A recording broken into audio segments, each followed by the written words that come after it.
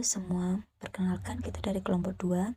Di sini kita akan mempresentasikan hasil kerja kelompok kita dari materi manajemen strategik. Sebelumnya kita akan memperkenalkan diri terlebih dahulu. Kelompok 2 terdiri dari yang pertama, saya sendiri, Devi Natalia Kristiani. Yang kedua, Dian Cahya Handayani. Yang ketiga, Priscilla Prakasita Astuti. Yang keempat, Galus Sitoresmi. Yang kelima, Ika Putri Rahmawanti. Yang keenam, Franto Pakpahan. Yang ketujuh, Alexander Marbun. Kita akan membahas 5 topik pembahasan. Yang pertama, definisi manajemen strategik dan pentingnya manajemen strategik. Yang kedua, 6 langkah proses manajemen strategik. Yang ketiga, strategi perusahaan. Yang keempat, strategi kompetitif. Yang kelima, isu-isu manajemen strategis. Di sini kita akan masuk ke pembahasan yang pertama. Apa itu manajemen strategis? Manajemen strategis adalah apa yang dilakukan manajer untuk mengembangkan organisasi strategi. Ini adalah tugas penting yang melibatkan semua fungsi manajemen dasar, perencanaan, mengatur, memimpin, dan mengendalikan. Contoh beberapa berita tentang strategi perusahaan. Yang pertama, pengecer online Zalando sedang mempertimbangkan untuk membuat aliansi dengan Uber lebih mudah bagi pelanggan untuk mengembalikan barang dagangannya yang tidak diinginkan. Kemudian, NTT Data Corporation Jepang berencana untuk membeli teknologi informasi jasa layanan yang akan memperluas penjualan di luar Jepang. Kemudian yang ketiga, Amazon, Google, dan Microsoft mengobarkan perang harga pada layanan cloud. Apa strategi organisasi? Strategi organisasi itu adalah rencana tentang bagaimana organisasi akan melakukan apapun yang harus dilakukan dalam bisnis.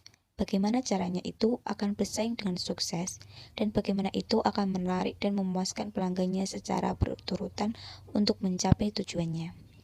Salah satu istilah yang sering digunakan dalam manajemen strategi adalah model bisnis yang sederhana, yaitu bagaimana sebuah perusahaan akan menghasilkan uang. Yang berfokus pada dua hal. Yang pertama, apakah pelanggan akan menghargai apa yang disediakan perusahaan, dan apakah perusahaan bisa menghasilkan uang dengan melakukan itu. Misalnya, Jeff Bezos memelopori model bisnis baru untuk menjual buku ke konsumen langsung secara online daripada menjual melalui toko buku. Mengapa manajemen strategi begitu penting?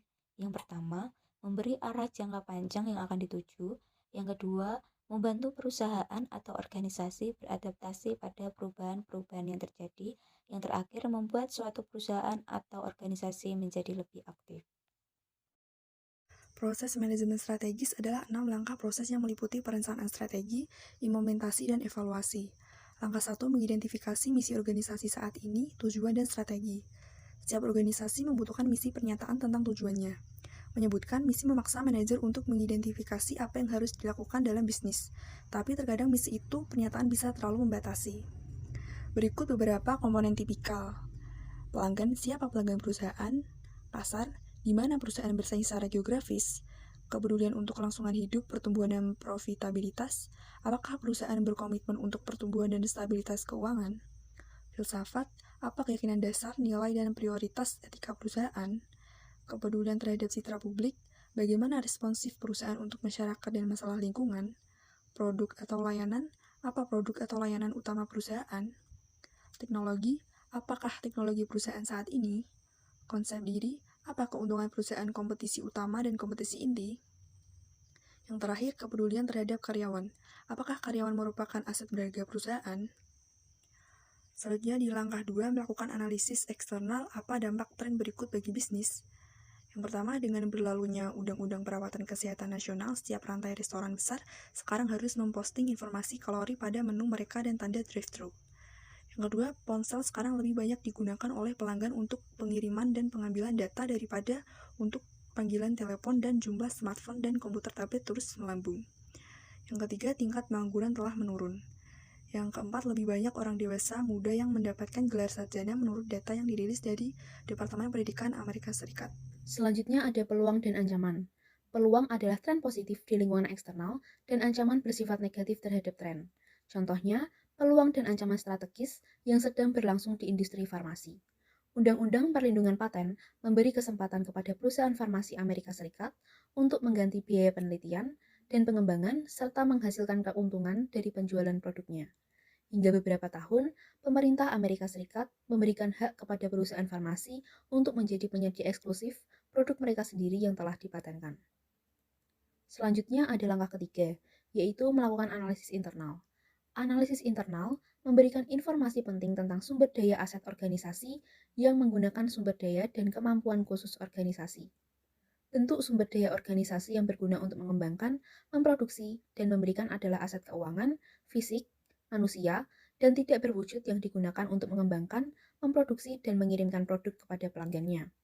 Kapabilitas sumber daya tersebut adalah keterampilan dan kemampuannya dalam melakukan aktivitas kerja yang diperlukan dalam usahanya dan bagaimana usahanya.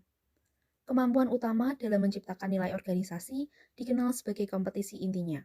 Setiap aktivitas yang dilakukan organisasi dengan baik atau sumber daya unik apapun yang dimilikinya disebut kekuatan.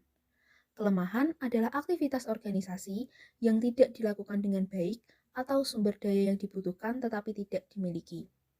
Gabungan analisis eksternal dan internal disebut analisis SWOT. Analisis kekuatan, kelemahan, peluang, dan ancaman organisasi.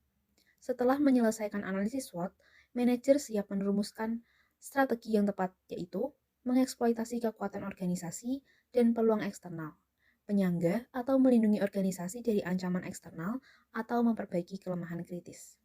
Untuk selanjutnya, langkah keempat yaitu merumuskan strategi. Sebagai manajer merumuskan strategi, mereka harus mempertimbangkan realitas lingkungan eksternal dan sumber daya yang tersedia dan kemampuan untuk merancang strategi yang akan membantu organisasi mencapai tujuannya. 3 jenis strategi utama yang akan diformulasikan oleh manajer meliputi strategi korporat, kompetitif, dan fungsional. Langkah yang kelima yaitu menerapkan strategi. Setelah strategi dirumuskan, strategi harus diimplementasikan.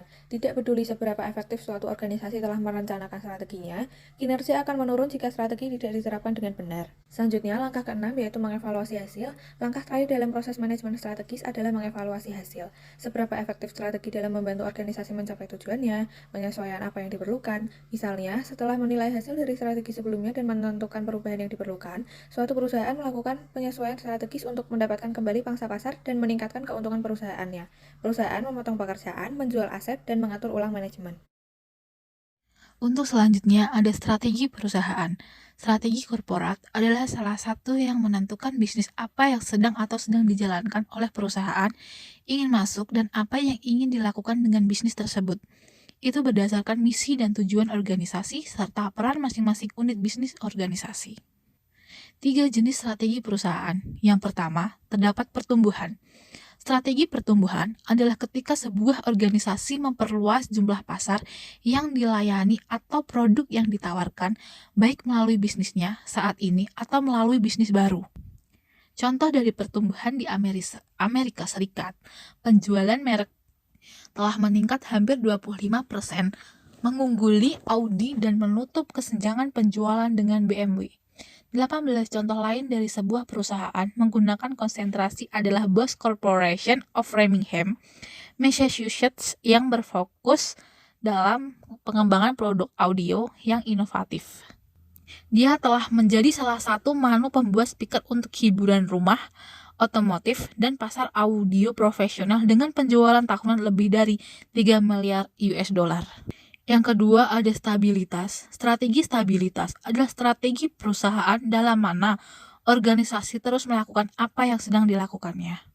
Contoh dari stabilitas adalah strategi termasuk terus melayani klien yang sama dengan menawarkan produk yang sama atau layanan, mempertahankan pangsa pasar, dan mempertahankan bisnis organisasi saat ini operasi. Yang ketiga, terdapat pembaharuan. Strategi pembaharuan adalah strategi retrenchment dan turnaround. Strategi penghematan EG adalah strategi pembaharuan jangka pendek yang digunakan untuk kinerja minor masalah. Strategi ini membantu organisasi menstabilkan operasi, merevitalisasi sumber daya dan kemampuan organisasi, dan bersiap untuk itu bersaing sekali lagi. Contoh dari pembaharuan, misalnya, Biogen mengurangi tenaga kerjanya sebesar 11% untuk memangkas biaya. 2022 dengan penghematan tersebut. Perusahaan memiliki peningkatan pengeluaran untuk penelitian dan mengembangkan dan untuk pemasaran detached darah multitype sclerosis yang berpotensi sangat menguntungkan obat. Ketika masalah organisasi lebih serius, lebih tindakan drastis, sampai strategi turnaround sampai diperlukan, manajer melakukan dua hal untuk kedua strategi pembaharuan: memangkas biaya dan merestrukturisasi operasi organisasi mendatang. Selanjutnya, bagaimana strategi perusahaan dikelola? Ketika strategi korporat organisasi mencangkup sejumlah bisnis, manajer dapat mengelola kumpulan atau portofolio bisnis ini menggunakan alat yang disebut matriks portofolio korporat. Matriks ini menyediakan kerangka kerja untuk pemahaman keberagaman bisnis dan membantu manajer menetapkan prioritas untuk mengalokasikan sumber daya. Sebuah unit bisnis dievaluasi menggunakan analisis SWOT dan ditempatkan di salah satu 4 kategori, yaitu sebagai berikut. Yang pertama ada bintang. Bintang sendiri memiliki arti pangsa pasar tinggi atau tingkat pertumbuhan yang diantisipasi tinggi. Kedua ada sapi perah, yaitu pangsa pasar tinggi atau tingkat pertumbuhan yang diantisipasi rendah. Yang ketiga, tanda tanya atau pangsa pasar rendah atau tingkat pertumbuhan yang diantisipasi tinggi. Yang keempat adalah anjing, pangsa pasar rendah atau tingkat pertumbuhan yang diantisipasi rendah. Strategi kompetitif. Strategi kompetitif adalah strategi bagaimana suatu organisasi akan bersaing dalam bisnisnya. Namun, untuk organisasi dalam beberapa bisnis, setiap bisnis akan memiliki strategi kompetitifnya sendiri yang menentukan keunggulan kompetitifnya, produk atau layanan yang akan ditawarkannya, pelanggan yang ingin dijangkau, dan sejenisnya. Yang pertama, peran keunggulan kompetitif. Mengembangkan strategi kompetitif yang efektif memerlukan pemahaman tentang keunggulan kompetitif yang membedakan organisasi, yakni keunggulan yang khas. Yang kedua, kualitas sebagai keunggulan kompetitif. Ketika WK Kellogg mulai memproduksi sereal Cornflakes pada tahun 1906, tujuannya adalah untuk menyediakan pelanggannya produk bergizi berkualitas tinggi yang enak untuk dimakan. Itu sebabnya banyak organisasi menerapkan konsep manajemen kualitas dalam upaya untuk memisahkan diri dari pesaing. Jika sebuah bisnis dapat terus meningkatkan kualitas dan keandalan produknya, ia mungkin memiliki keunggulan kompetitif yang tidak dapat dihilangkan. Yang ketiga, design thinking sebagai keunggulan kompetitif. Di dunia saat ini, konsumen dapat menemukan apa saja yang mereka inginkan secara online, dan konsumen tersebut juga mengharapkan variasi pilihannya lebih banyak dan layanan lebih secara cepat saat memesan secara online daripada sebelumnya. Menggunakan pemikiran desain berarti berpikir dengan cara yang tidak biasa tentang apa bisnis itu dan bagaimana melakukan apa yang harus dilakukan dalam bisnis.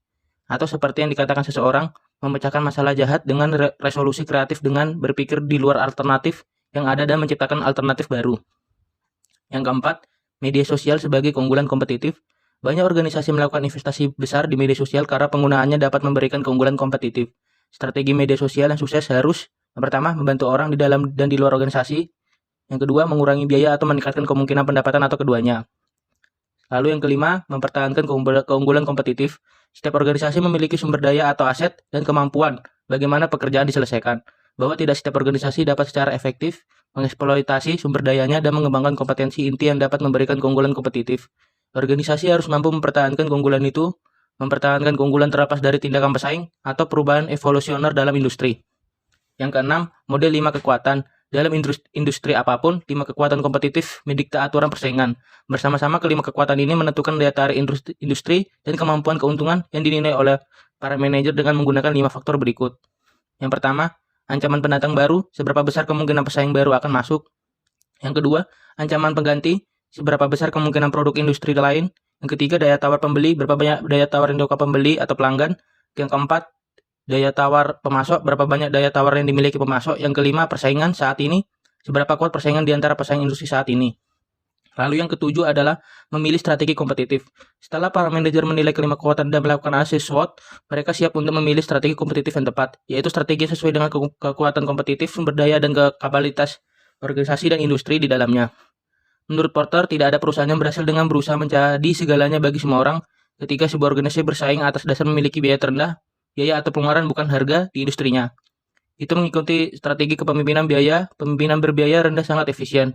Overhead dijaga seminimal mungkin dan berusaha melakukan apa saja untuk memotong biaya.